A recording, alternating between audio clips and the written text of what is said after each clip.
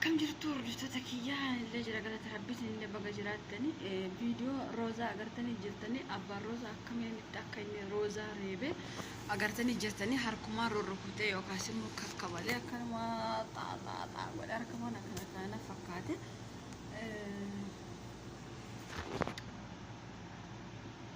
maaliif reebee nama aarsuu garuu Rabbi ana kakiyyatetti baay'ee takka aaree na aarse dhugaa Rabbi jechuun roozaan waan jibbitee fi maatii ofii jibbuus yookaas immoo abbaa ofii jibbuu osoo hin taane abbaa ofii jibbuu osoo hin taane rakkoon roozaa maali? Duraan roozaan maal jette? Abbaa kiyya arguu hin barbaadu, haadha kiyya malee abbaa kiyya arguu hin barbaadu. Maaliif waan ani itti himadhe waan na didaa turee fi rakkoo ani itti himadhe hundaa na didaa ture jettee himattee jirti Sa'aadaatti. Garuu Sa'aada otoo isheen hin beekin itti fidde walumaa gala ani mataan ishee sirriya jedhee hin yaadu. Roozaan kun maaliif cinqii qabdi, waan ishee cinqu wayii jira garuu hin himattu, himachaa hin jirtu. Bakka manallee deemtee kireeffattee mana namaallee galtee ooke jedhanii fidanii ammallee abbaa ishee waan arguun barbaanneef isheen ka arguu barbaadde haadha isheeti malee abbaa ishee miti. Yeroo tokko tokko maatiin akka xufajjeestu nama godhan dhugaa Rabbi. Maatiin bakka akkuma waan wanti wayii tokkotti ilaalla malee ishee irra caala eenyuun himatte? Roozaan abbaa ishee himatte. Maaliif abbaan ishee badiitti balleesseef osoo hin taane bakkummaa ani ijoo sana maaliif hin teessu yookaas immoo maaf jecha kiyya diddaana fakkaata akkuma yaaduttiyyu. Garuu rukutuun qabu ture abbaan Roozaa. Maaliif akka isheen baddeeyyuu hin gaafanne? Maal taate akka isheen baddeeyyuu hin gaafanne? Osuma abbaa ta'uyyuu okay abbaa haa ta'uyyuu malee rukutuun qabu. Dhugaa Rabbi. Maaliif mucittii kana akkamitti akka Roozaan gashite Sa'aadaan gashite argitanii jirtanii Roozaatiin maal jettee gashite? Namni du'ee jira. Nama du'ee jira waan ta'eef kootu jettee gashitee meeqa argitan? Silaa hin galtu. Ani gaafuma guyyaa tokko viidiyoo jedhe maal isiniin jedhe Roozaa otoo bakkuma sana teessee hojjetatte gaariidha. Maaliif bakki tokko sii ta'e taana siif ta'e taanaan dantaa namaati. Dhugaa Rabbi jechuun amma namoonni tokko tokko jireenya akkasii indoo manni kun naa ta'e taanaan jireenyi bakka hin jiru naa ta'e taanaan ilma namaaf hin jiraadhu. Abbaa kiyya maatii kiyya indoo maatii keetti akka tufajjeessu kasi godhu. Dhugaa Rabbi isinitti irra caalaan maatiidha akka ijoolleen akka ajjeestu kan godhu. Maaliif Roozaan manuma sana akkuma kireeffattetti manuma kafee sana akkuma hojjechuu eegaltee osoo hojjettette sammuu ishee nagaa jireenya ofii nagaa offattee hojjetatti. Dhugaa Rabbi bakka jireenya ishee nagaa nama okatte indeewwan bara kana keessa nama okatte nan jiraate osoo anaa Saadaatti illee guyyaa takka viidiyoo hojjedhee ture manuma sanatti ilaaltee Roozaan gara mana ufuu hin barbaanne soo jettee gaariidha. Maaliif biyyuma sanaan nan deebisina bakkuma sanaan nan deebisina abbaa kiyyallee arguu hin barbaadu osoo isin jettu geessitanii abbaatti fiddan. Okay isheen abbaa kiyyan dubbisannaan immoo rukutamuu qabdi. Yoo abbaa ta'e iyyuu rukutuu hin qabu. Dhugaa Rabbi intalli isaa tokko jireenya kiyya naan taane yoo jette jireenya sana akka isheen dhiifteen deemnillee ana gorsaa ture jechaan turre abbaan ishee.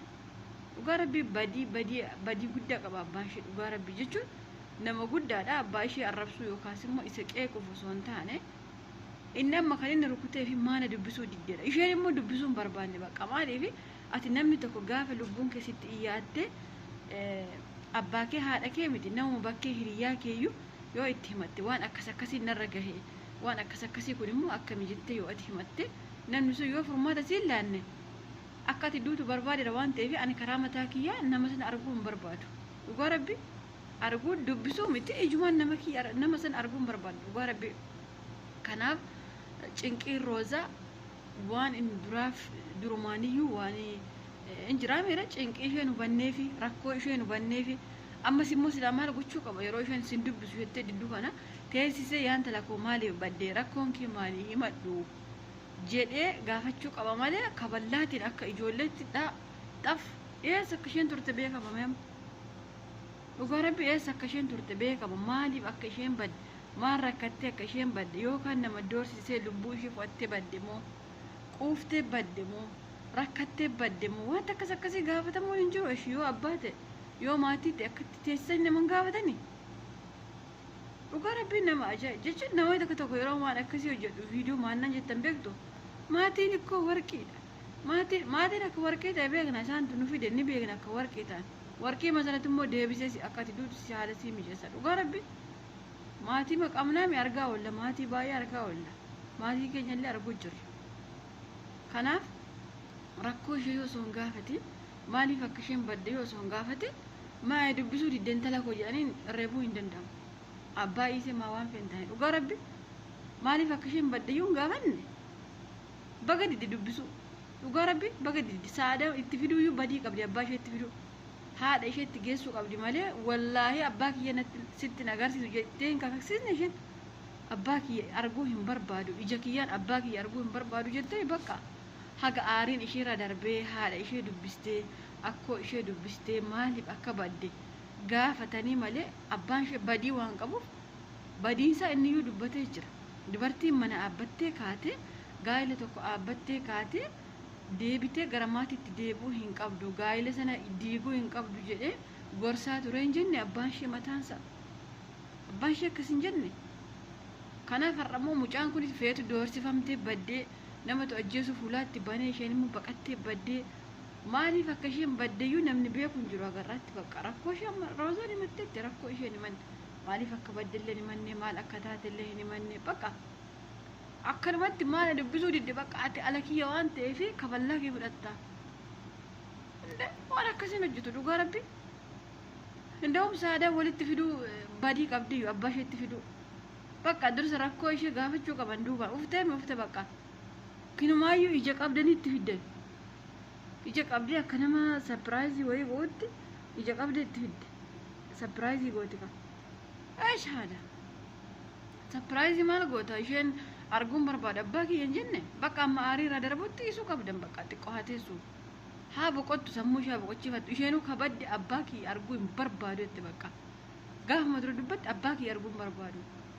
haasoo keessa obsa keessa suuta jettanii walitti fiduu qabdani malee akkanumatti ija qabdanii nama isheen itti nan fidina jette sarpiraayiz nama gaafati dhuuf kaate intaayii hin bayin mana kee jireenya kee qabadhu ta'a maa lubbuun kee jireenya kee caala maa abbaan mana kee lubbuu caala akkamitti har'ammoo abbaa keetti waan ta'eef sarpiraayiz maa sarpiraayiziin akkasii abbaan kun qabi kana goy haa xiffiiti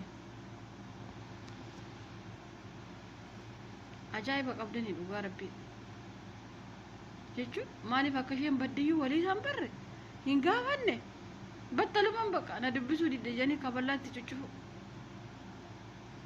dhugaa rabbii carraa roozaan sun qabdullee carraa isheen qabdu ilmi namaayyuu hin qabaatin dhugaa rabbii akkaataa kamiin eessa akkamitti akka isheen dhaqxee abbaa sana yeeminii fiddellee akkamitti akka isheen rakkachaa turtellee waan hundaasaa haasofteetti dhugaa rabbii haga har'aallee numa gubatti dhugaa rabbii waan dumdumtuu waan gaariif ta'uu mala xumurri ishee gaarii ta'uu malti namni jalqaba jireenya irratti jeeqabu xumura irratti waan gaarii ta'uu mala waan ta'eef kanaafuu waan jennu hin qabnu ani karaa mataa kiyya baay'ee takka aare abbaan ishee rukutuuti garuu gariin keessa abbaadha maal rakkoo qaba jechuu dandeessanii garuu abbaa yoo ta'ellee dursa isheen arguun barbaadu waan jetteef qas jedhanii walitti fiduu qaban ture qas bakka suuta jettee walitti fiddamaan abbaa osoo hin jaalata osoo ta'e ndawum bare namni si guddisellee abbaa keessii ta'uu danda'a namni du'a tokko si ooshe abbaa keessii ta'uu danda'a malee abbaan keessi asheef maa faltiin iyyuu raammoo alaan oolumaan maaliif fiqiree yoo waan akkasiin goone yoo lubbuu keessi hin baraarre maa abbaa kee maal jedhamu dhugaa rabbii ajaa'iba qabdan